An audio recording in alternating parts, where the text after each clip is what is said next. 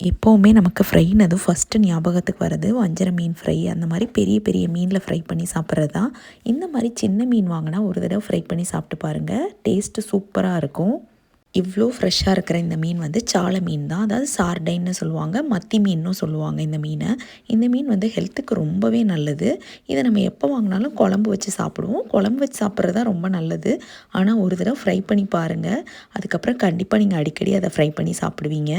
இந்த மீனை ஃப்ரை பண்ணுறதுக்கு எல்லா மீன் மாதிரியும் சிம்பிள் இன்க்ரீடியன்ட்ஸ் தான். இதுக்கு வந்து மிளகாய்த்தூள், மஞ்சள் தூள், அதுக்கப்புறம் மிளகு, சீரகம் 2யும் பொடி பண்ணி வச்சுருக்கிற பவுடர், இந்த 3யும் போட்டு நல்லா வந்து பிரட்டி எடுத்துகிட்டு கொஞ்சம் உப்பு சேர்த்து நல்லா பிரட்டி வச்சுக்கோங்க. இப்போ கொஞ்சோண்டு எண்ணெயில் நம்ம இப்போ இந்த மீனை ஃப்ரை பண்ணி எடுக்க போகிறோம். ரொம்ப எண்ணெய்லாம் தேவையில்லை, சும்மா ஷாலோ ஃப்ரை மாதிரி தான் பண்ணி எடுக்க போகிறோம்.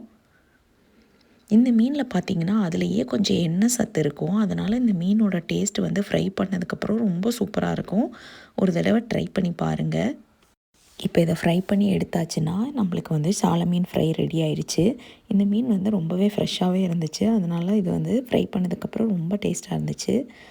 ஒரு தடவை இந்த சால மீன் ஃப்ரையை ட்ரை பண்ணி பார்த்துட்டு இதோட டேஸ்ட் எப்படி இருந்துச்சுன்னு கமெண்ட்டில் சொல்லுங்கள்.